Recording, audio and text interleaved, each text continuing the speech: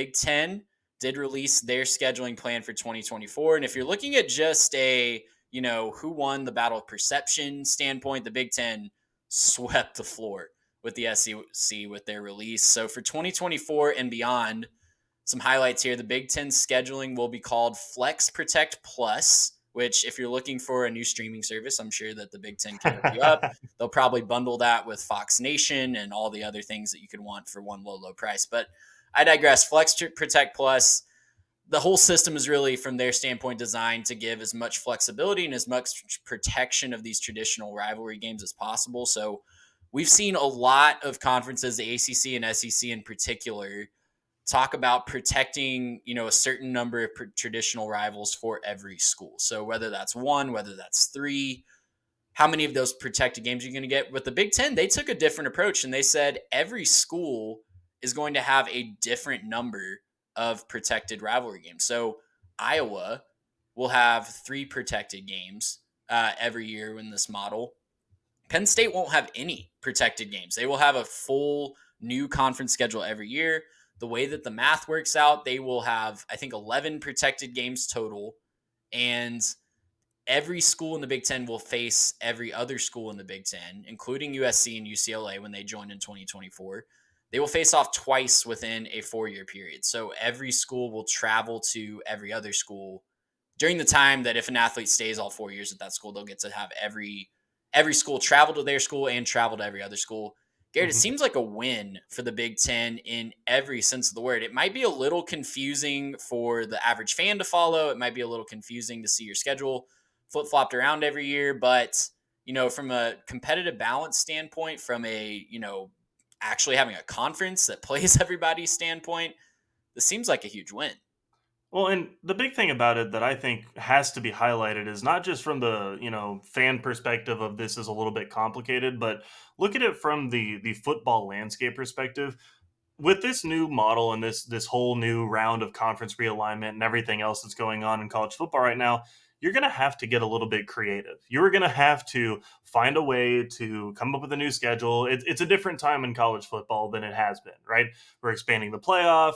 There's NIL. There's a bunch of new teams trying to, kind of struggle to figure out who's going to end up in the best conferences, who's going to end up on top. And I think that this is a really great model. It lets every school kind of have something that's personalized to them so that you can feel like your school is getting what it needs while still serving the bigger conference and the bigger interest, right? If you're, for example, Michigan has their 2 protected as Ohio State and Michigan State, meaning that they play them annually, no matter what, they're going to play those 2 teams. But then again, this one, the 2 play is what they call it, where you play a home and home with them, is Maryland. They're going to play Maryland and home in back-to-back years, 24 and 25, and then they probably won't see them for a couple years. And I think this is a really good model because, again, and especially in the Big Ten, you have a lot of those like trophy games and those random, hey, this game is for a trophy and this game is for some bragging rights over something, and Paul Bunyan and everything else is like a wheel and all this other stuff, and so you gotta make sure that you protect the trophies at the very least to kind of keep what was special about the college football model that they had in the Big Ten. But again, you still want, if you're a Big Ten school, you don't want to have to make the choice between, do I want to keep the the Paul Bunyan trophy, or do I want to add USC and UCLA to make the conference more legitimate and give it more staying power in this next round of college football realignment? You want to do both at the same time. This gives people the ability to do both, and I'm not necessarily surprised that it was the Big Ten that figured it out. I'm just surprised that nobody else between the SEC or maybe the Big 12, nobody's been able to figure out something this creative so far. It seems like it might be related to, just the work that goes into it. It's definitely Yeah. easier. Like, thoughts and prayers to the guy that's putting together the spreadsheet for the Big Ten, because that is not a job that, that's a tedious job that, I'm sure there's a lot of technology involved with automating that stuff, but the spreadsheet takes a lot of work to make this work. And, credit to the Big Ten for not shying away from that. They protected every rivalry that they needed to protect. Obviously, the division opponents, not everybody's going to get to play every division opponent every year, but that wasn't going to happen anyways with this new setup. So, yeah, kudos to the Big Ten. Hats off to them. I do wonder if this is a model that other conferences will see that it worked for the Big Ten, see the good publicity. I mean, other than the name, obviously the corny Flex Protect Plus, people are having a field Yeah. day with that a little bit. But Other than that, the press has been really, really good about this. So I wonder if the SEC, ACC, other conferences that are expanding will move towards something like this in the future because they see the good press that this is getting.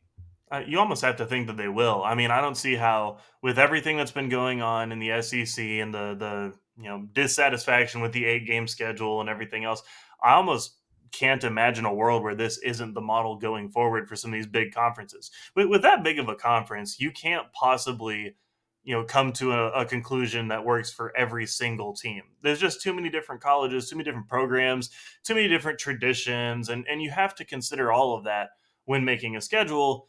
Imagine if they were going to try to force the 3-9 or the 3-6 9 game thing onto the Big Ten. Well, Michigan, that works out fine because Michigan State and Ohio State, those are your two big rivals. But for Ohio State, they're only protected as Michigan. They're two, I guess, they're two play opponents for the next couple years are Illinois and Northwestern. I don't see that as massive rivalry stuff for Ohio State. Their big rival is Michigan.